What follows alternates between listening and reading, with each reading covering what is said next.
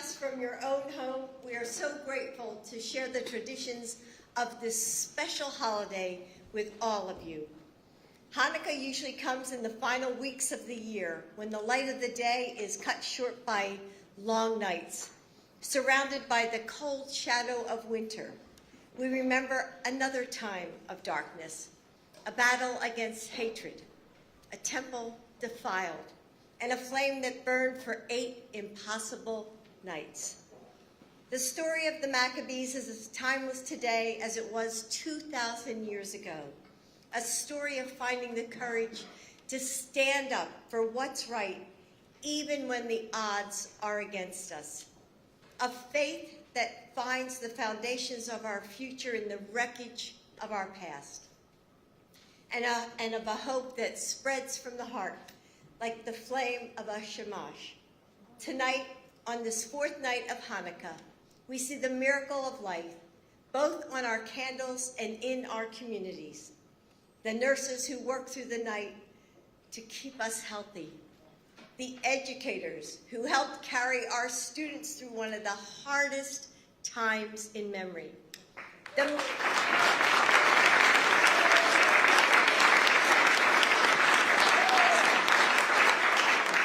military families who bear the weight of our national security.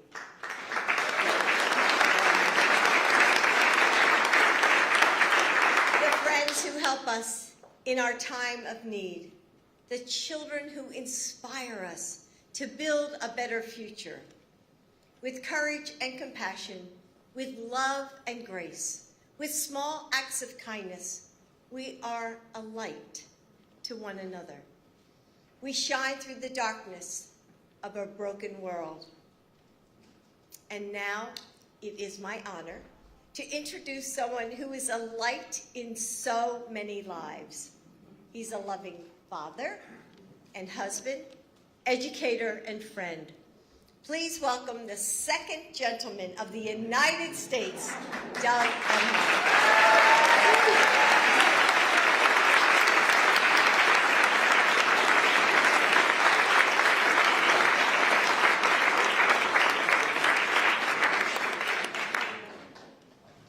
Thank you, Jill, for being such a light in all of our lives. Let's hear it for our First Lady.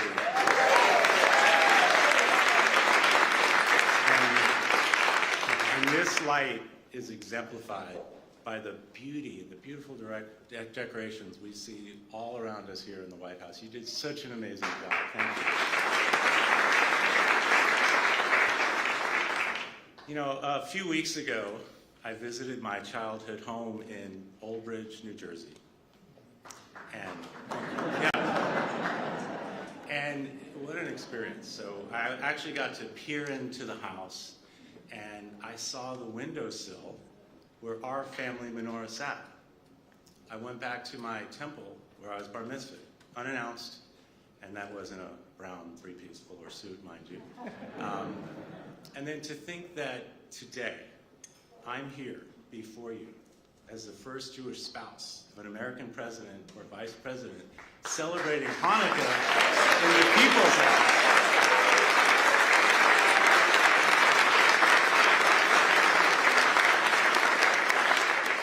It's humbling, and it's not lost on me that I stand before you all on behalf of all the Jewish families and communities out there across our country. I understand that, and I really appreciate it. And as our great president has said, our history, our values as Jews are an essential part of who we are as Americans. Jewish values are American values, and I believe this deeply.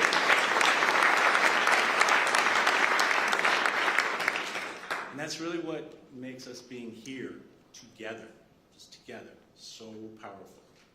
So I'd like to take a moment to acknowledge my friend Hanan Weissman, who is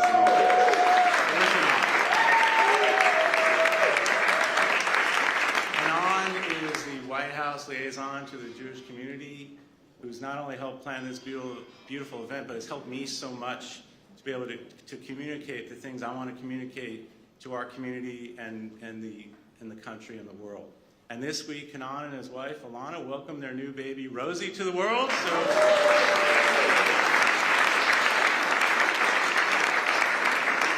So tonight, we are celebrating Hanukkah. Sorry. In addition to Hanukkah. And now, I get to do one of my favorite things as second gentleman, introduce the Vice President. She loves her country, she loves her family, and she loves celebrating Hanukkah, which we honored together earlier this week when she and I lit the first candle on the first menorah ever in the Vice President's residence. So we were proud and honored to do that. Ladies and gentlemen, my wife, the Vice President.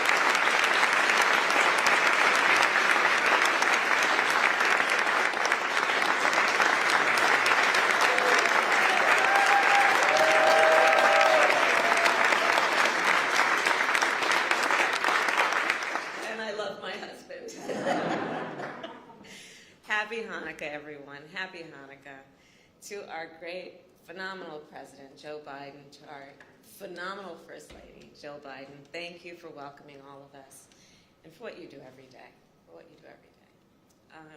Majority Leader Chuck Schumer, thank you for your leadership.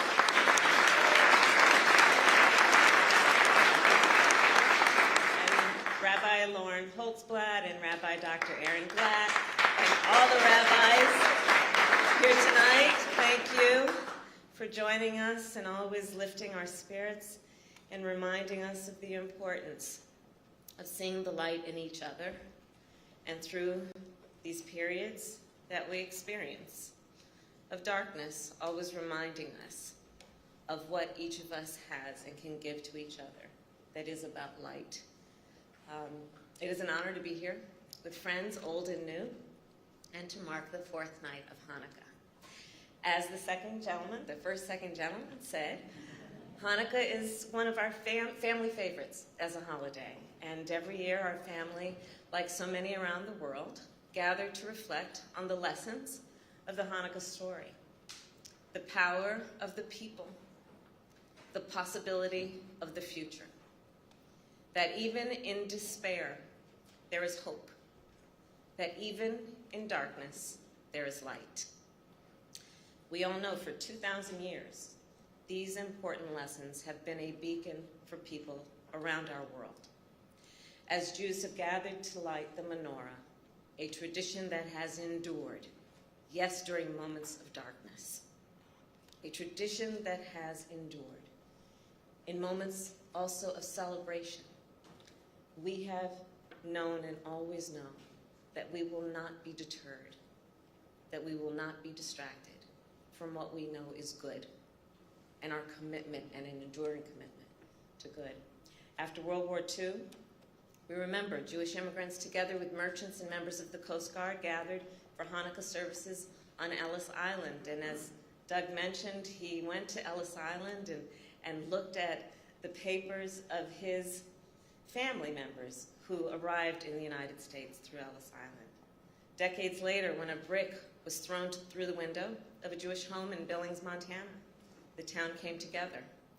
Thousands put menorahs in their windows in a stand against hate. And just last year, as hospitals and nursing homes, staff members celebrated Hanukkah with patients who were separated from their families due to the pandemic. So tonight we carry on this ancient tradition, this sacred tradition. And when we light this beautiful menorah, we will do so not only for ourselves, but for all those who came before and for all those who have yet to arrive. As one candle lights many, may the hope we share tonight ignite the hope throughout our world for generations to come. And now it is my honor to introduce a man of deep faith. I work with him every day, and he is guided by the light always. A leader who deeply understands the Jewish faith and stands with the Jewish people of our nation and our world. Our President, Joe Biden.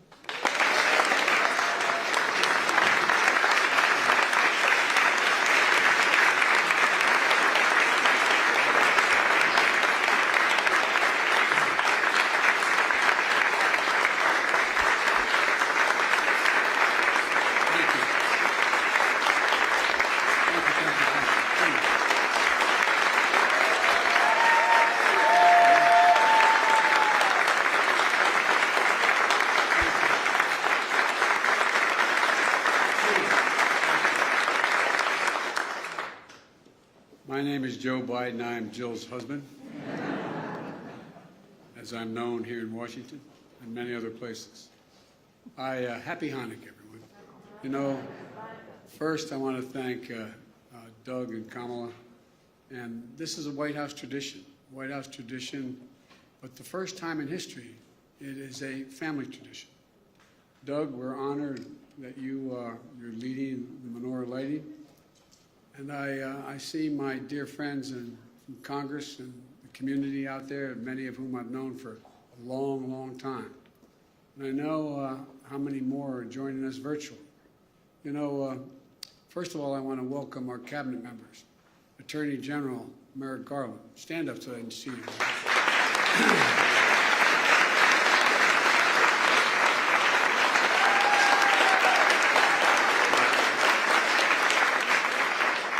He is practicing the Jewish tradition of restoring justice to the Justice Department.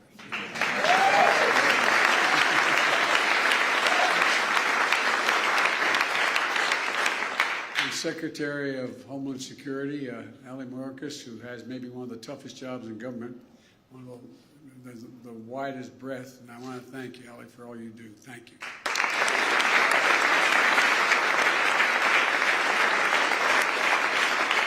One of the brightest scientists and docs I know, head of OSTP, Director Eric Lander. Eric?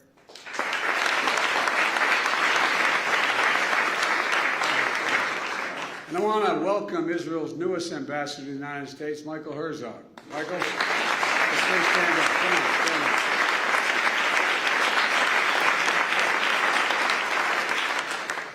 Ambassador, I look forward to working with you to reaffirm the long-standing ties between the United States and the State of Israel. I was saying to a couple of younger members of my staff before I came over about the many times I've been to Israel, I said, and then all of a sudden I realized, God, you're getting old by it. I have known every prime minister well since Golda Meir, including Golda Meir.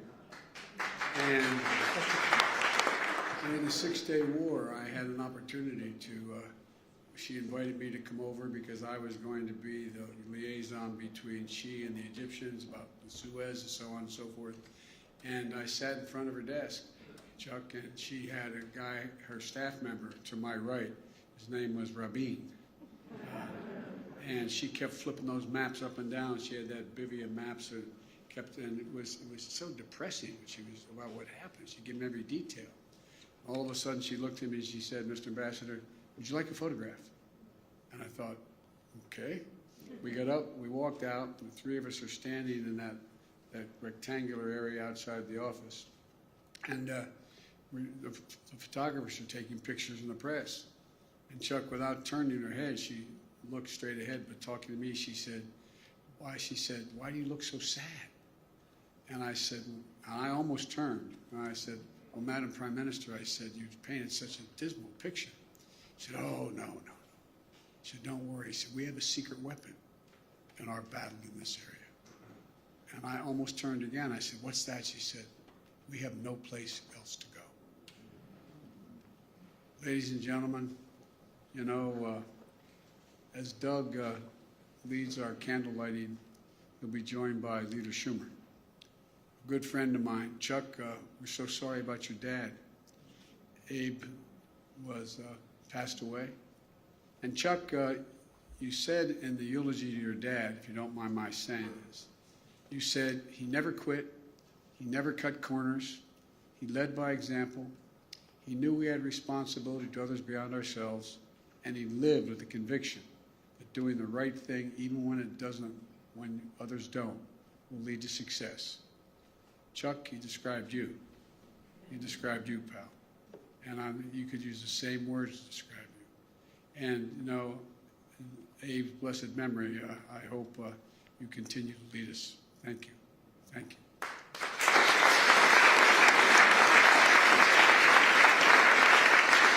We also have a dear friend of mine for more than 3 decades, someone many of you know as a devoted leader, community leader, Susie Stern. Susie, thank you for all you've done.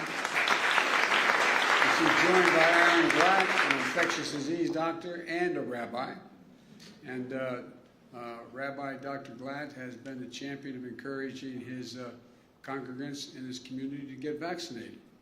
And I also love Rabbi Dr. Glatt's description of Hanukkah. He said, and I quote, "A Jewish holiday is Hanukkah. The Jewish holiday of Hanukkah is Thanksgiving on steroids." Thanksgiving on steroids. Well, that's pretty good from Rabbi Dr. Glatt, and theological and medical opinion merged into one. Look, more seriously, Rabbi has described America as a great nation of kindness. And that's what we must always be, a great nation of kindness. That's not hyperbole, that's a fact. You know, we're the most unique nation in the world. We're the only nation that's not based on ethnicity or religion, right? We're based on an idea. An idea. We hold these truths to be self-evident. All men and women are created equal. Endowed by it's an idea. And so that's why, and our basis of our strength is not the example of our power, but the power of our example.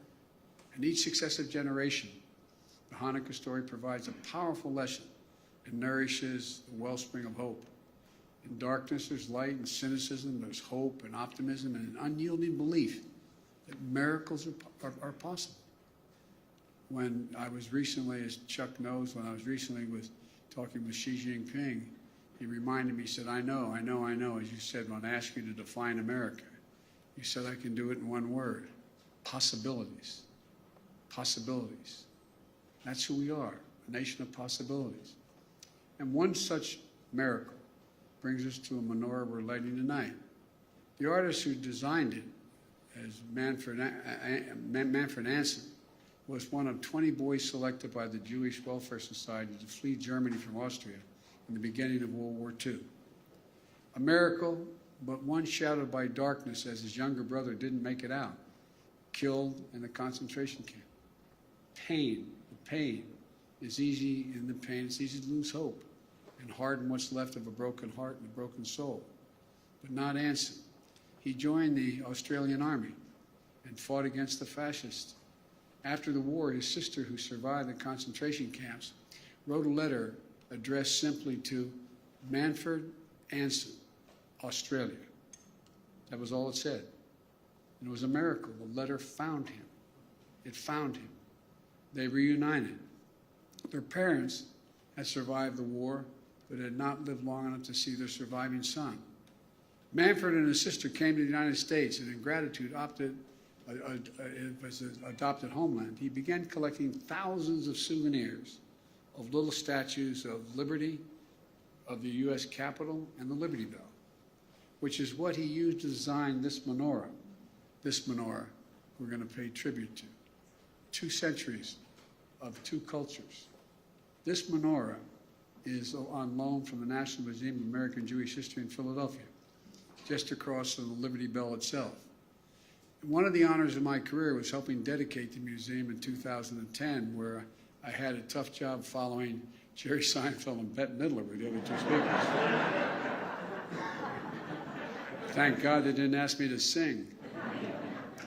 But I was honored to join my dear friend and museum founder, Ronnie Rubin, who passed away this year after dedicating that essential institution. Anson passed away in 2012. And this is the second of his menorahs to be in the White House. As we honor his work, we also honor the abiding lesson of his life, that we must be grateful for our freedoms, and we must defend those freedoms. That is my dear friend and colleague who worked for me for a long time, my staff, before he became a prominent figure in the Congress himself. Tom Lantos often reminded us, in the words born out of his personal experience escaping from Hungary, and that over 2,000 years of wisdom. And this is what he said. He said, the veneer of civilization is paper thin. We are its guardians, and we can never rest. Well, it's paper thin, and we are its guardians. All it takes is an opening, a sliver, a crack, the briefest nod of acceptance or legitimacy for ancient evils that have long plagued our society to come rushing in. You all know it. We just saw an incident so horribly anti-Semitic, flyers being left at people's homes in Los Angeles. We have to stand against the resurgence of this tide of anti-Semitism and other forms of intolerance and hate here at home and around the world. In that effort, there is nobody more qualified than Professor Deborah Lipset to our special envoy.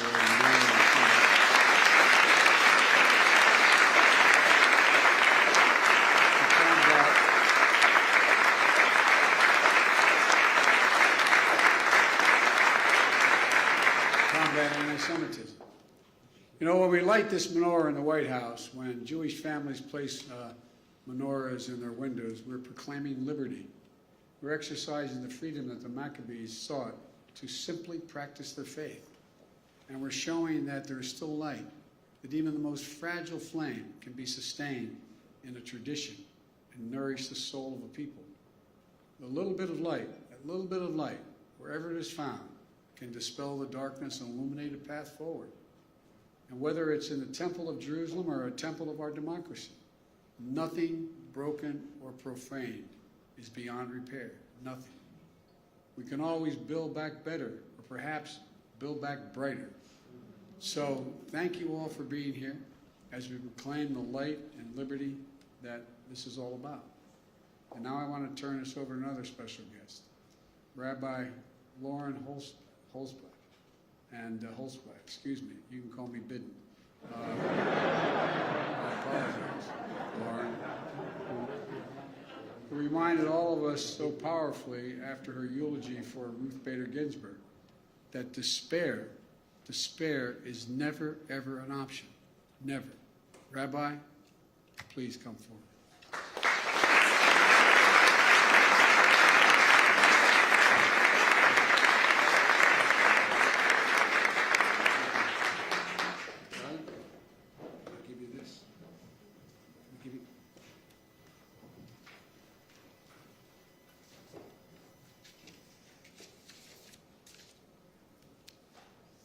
Thank you, Mr. President, First Lady Dr. Biden, Vice President Harris, and Second Gentleman Emhoff, Leader Schumer. And let me just say, Second Gentleman, it is so wonderful to see you again. Rabbi Alexander and I and all of Addis Israel is so excited that you have been to our synagogue and attending services, and it is our gift to have you in our presence.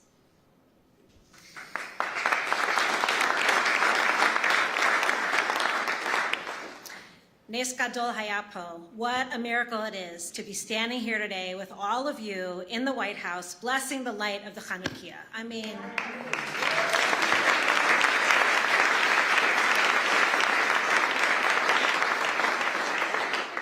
these past 24 months have been harrowing. Rabbis like myself carried shovels in our trunks because that was the amount of funerals we were doing weekly. We felt this pandemic more than I can express. We have all experienced enormous loss throughout this pandemic, and of course, it is not over. But Hanukkah reminds us that light can grow even amidst the darkest times. And we have been blessed by awesome light. Vaccines, science, leadership built on love,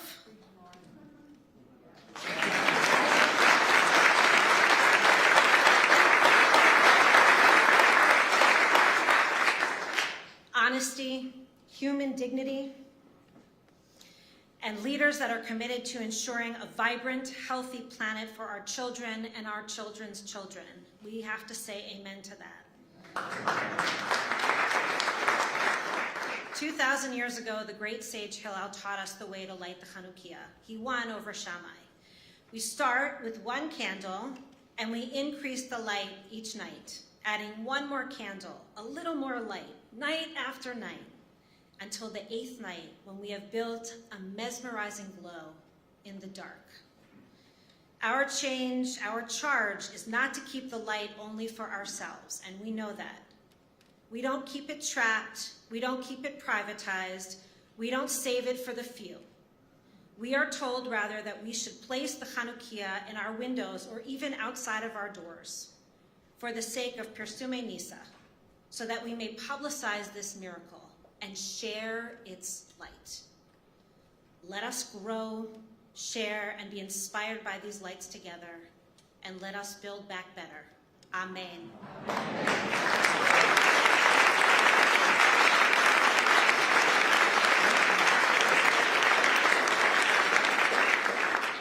It is now my honor to call up Leader Schumer, to call up Rabbi Dr. Glatt, and Susie Stern to light the Hanukkah.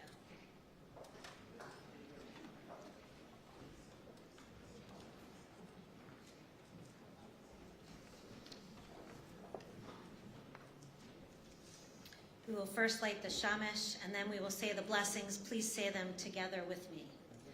Baruch atah Adonai, Eloheinu melech haolam, asher kidshanu b'mitzvotav, v'tzivanu lehadlik ner shel Chanukah. Baruch atah Adonai, Eloheinu melech haolam, she'asa nisim lavoteinu, bayamim hahem, b'zman hazeh.